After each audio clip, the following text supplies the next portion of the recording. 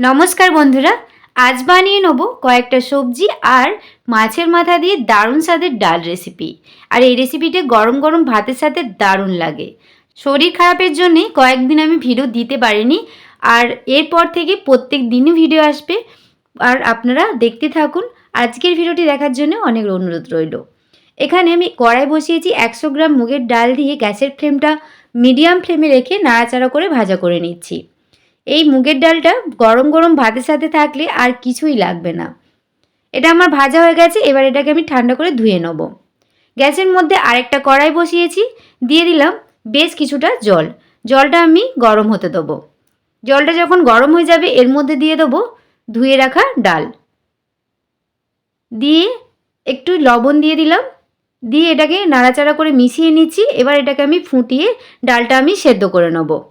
গ্যাসের মধ্যে আরেকটা কড়াই বসিয়েছি, দিয়ে দিলাম তেল। তেলটা যখন ভালোভাবে গরম হয়ে যাবে আগে থেকেই মাছের মাথাগুলো লবণ দিয়ে আর হলুদ দিয়ে মেখে রেখে দিয়েছিলাম, এটাকে আমি উল্টে পাল্টে ভাজা করে নিলাম, তুলে নিচ্ছি।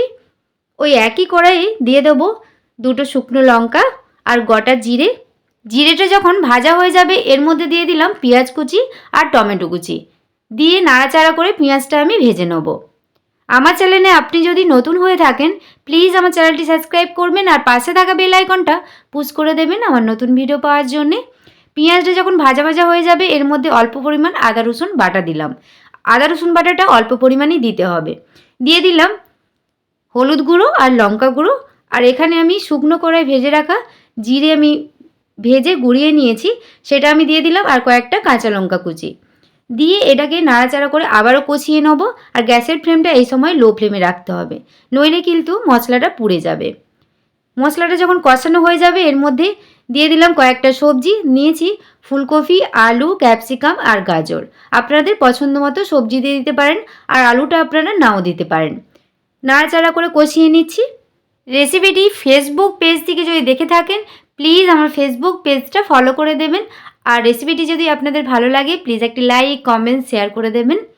এখানে আমি মাছের মাথাটা একটু ঠান্ডা হয়ে যাওয়ার পর হালকা করে ভেঙে নিয়েছিলাম, সেটা দিয়ে দিলাম আর দিয়ে দিলাম স্বাদ মতো লবণ, দিয়ে আবারও কষিয়ে নেব। আমি এখানে রুই মাছের মাথা ব্যবহার করেছি, আপনারা কাতলা মাছের মাথা ব্যবহার করতে পারেন, তাতে কিন্তু ডালের স্বাদটা আরও ভালো লাগবে। কয়েকবার কষিয়ে নেব। গ্যাসের ফ্লেমটা এই সময় লো ফ্লেমেই রাখতে হবে। এবার কষিয়ে নেওয়ার পর সেদ্ধ করে রাখা ডালটা আমি দিয়ে দিলাম, আর হ্যাঁ, ফুটতে ফুটতেই আমি একটু হলুদ দিয়ে দিয়েছিলাম। আবারও কিছুটা আমি জল দিয়ে দিলাম, আর জলটা আমি গরম করে এর মধ্যেই ব্যবহার করছি। আপনারা অবশ্যই গরম জলটাই ব্যবহার করবেন। তারপর সব কিছুকে একসাথে মিশিয়ে নিচ্ছি। আবারও এটাকে মিডিয়াম আঁচে 5 মিনিটের মতো ফুটিয়ে নেব। ফুটে এলে এর মধ্যে দিয়ে দেবো কয়েকটা মটরশুঁটি, আর মটরশুঁটিটা আপনারা সবজি যখন দিয়েছিলাম আপনারা সেই সময়ও দিতে পারেন। মাঝে মধ্যে একটু নেড়ে নেব, নইলে তলায় কিন্তু লেগে যাবে। 5 মিনিটের মতো ফুটিয়ে নেওয়ার পর নামানোর আগে একটু ঘি দিয়ে তারপর গরম গরম ভাতের সাথে পরিবেশন করুন। খেতে কিন্তু দারুণ, বাড়িতে একবার হলেও বানিয়ে দেখবেন, গরম ভাতে আর কিছুই লাগবে না, এতটাই সুস্বাদু হয়। আজকের মতো রেসিপিটি এ পর্যন্তই। কেমন লাগলো কমেন্ট করে জানাবেন।